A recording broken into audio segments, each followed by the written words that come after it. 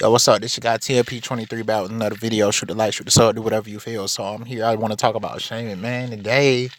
We're gonna talk about Shane today. And I'm gonna get on fucking Triple H big nose ass just because of the fact that the shit funny, bruh.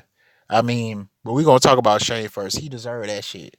Vince going to deal with his XFL league and all that. Big ups to him. I hope it should. I really hope it succeed this time because I don't want it to be a one and done as it was in the past. I don't want it to be like, I don't want it to be like a AA or the AFF or whatever that shit was called, like a one season and done type shit.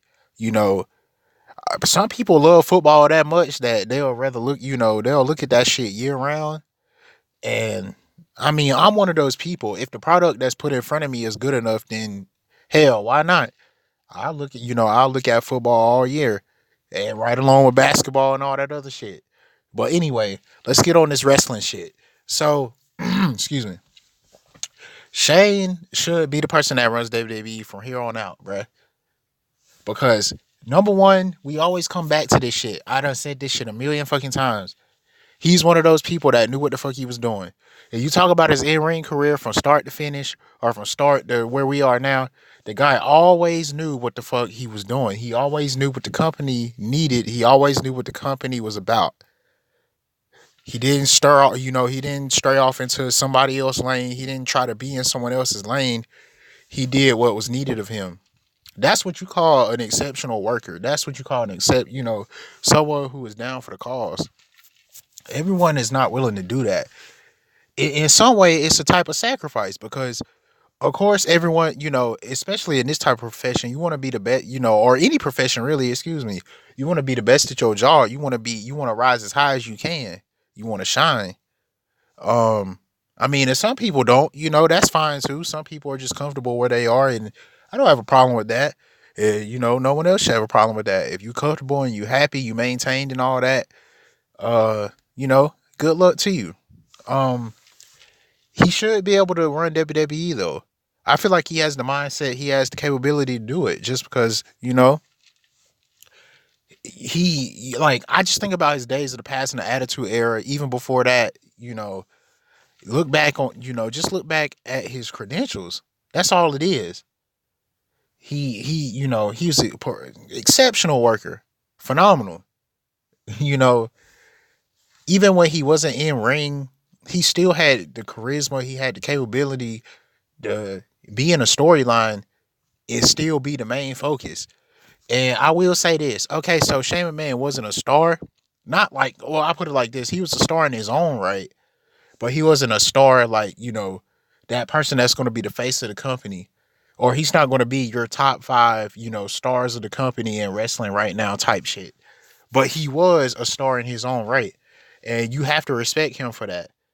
Because honestly, I feel like that's harder to, this is my personal opinion. I feel like that's harder to pull off than actually being one of those top five stars. And I'm gonna explain why. Because anyone can, I put it like this.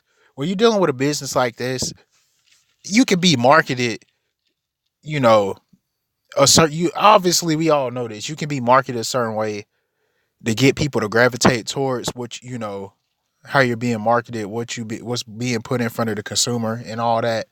But then you have guys like this who, you know, they're a star. Like, okay, you're a star. You might not be the top star or the top five star or anything like that. Maybe not even top 10, but you're still a star and everyone knows it. You're recognizable, you know, you have pull, you have options. You have people, you had people actually wanting to see you. And anytime you on the screen, anytime you say anything, this and that, people are tuned in. As long as you show that you care about what you're saying and about what you portraying on this TV in front of us, then you're gonna have people care about what you're saying. You're gonna have people care right back, and vice versa. And that's something that people need to appreciate. That's something that we all need to appreciate. He always did that. Here lately, I felt like, I don't know if it's because of the PG shit or, the time that we're in today's society and all that, but I do feel like he's not into it as much as he used to be.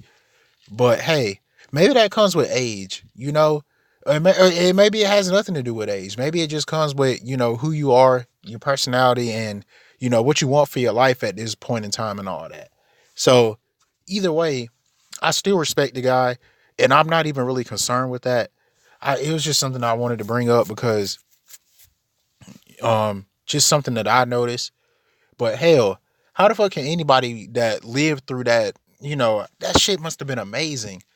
Anyone who lived through that time and was actually wrestling in the Attitude Era, in the late 80s, fucking 90s, you're like, bro, oh my God, that's fucking 2 decades of awesome ass wrestling. Just fucking wrestling.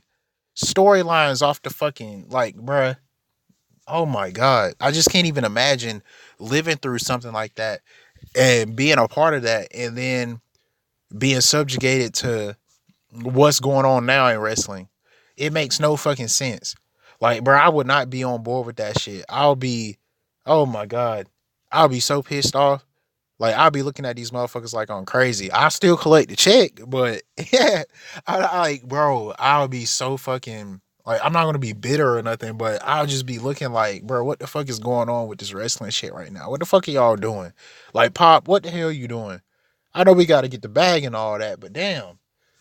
So, um, he has he has the people behind him to do it.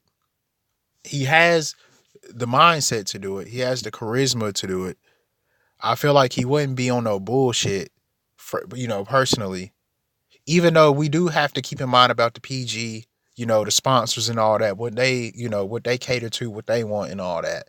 But still, this man would do a great job. Honestly hope he would, if it does come to that and he is the one chosen to run WWE, I hope he does do a great job. And, I'll walk back everything I said if it ends up, if it gets worse or, you know, if somebody else becomes in charge or whatever, or he stepped down, he does become in charge and he steps down for some reason or something like that. But anyway, I really hope that this comes out, turns out that he's going to be the person that runs WWE. He wouldn't be on no bullshit. And that's all we can ask for at this point. Like, I'm fed up. You can hear it in my voice. I'm just fed up. Like, it's the same shit all the time. We need something different. And we don't need no and I don't mean something different with the fucking indie jobbers and the fucking smart fest, fucking regular ass motherfucking looking wrestlers. People that look like fucking scrawny ass kids. Motherfucker that look like he can't even lift a damn brick or some shit like that. Like, bro, I don't need that. I need 100% change. 100% turn around fucking change. This shit right now needs to be left in the past, and we got to do that shit right now. He need to do that shit right fucking now. So anyway, let's talk about Triple H big nose ass. He don't dude does not need to be in charge of fucking WWE. If he like, oh my God, if he becomes in charge of WWE, it's a fucking rap, bruh. I mean, obviously we know it's not going to be a fucking rap because Smarks like this bullshit. But still, it's a rap for the real fan. It's a rap for, I'm not going to even, you know what? Excuse me. I'm not even going to say that Smarks aren't real fans.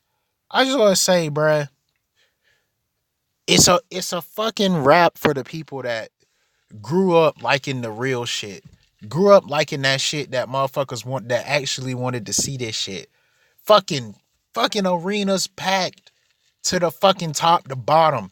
The box seats filled. The fucking 100,000 seats filled, bruh. 200,000, 300,000, whatever the fuck it is. Motherfuckers had that shit filled. There wasn't an empty fucking seat ever. You ain't never see nothing like that. I mean, of course, they could have been lying to us and they could have just not been showing us. But at the same time, I don't believe that. I believe that shit was popping. I believe that shit was on one. Everybody was in this bitch, bruh. Looking at everything anything wrestling related. Motherfuckers was looking at that shit every damn day on a fucking daily basis. Whenever that shit came on, motherfuckers was front and center. And then even after that, they went to the motherfucking stadium, went to the motherfucking arena, all that shit, sitting right there. I'm invested in the storyline and all that, and I'm going to the fucking show, and I'm going to the house shows, and I'm going to this, and I'm going to that, and I'm gonna buy the pay per view if I can't go. That's what the fuck we need right now. Triple H ain't about to do no shit like that. Like, bro, you run fucking Next, you run NXT, stay in your fucking lane, run that bullshit for the people who like that shit, and you don't fucking come near WWE with your bullshit. Don't come near with your fucking ideas, bruh. That shit is squashed. Do not come around with that shit, man. You come around with that, it's over with. It's fucking over with. Like, dude, you'll never know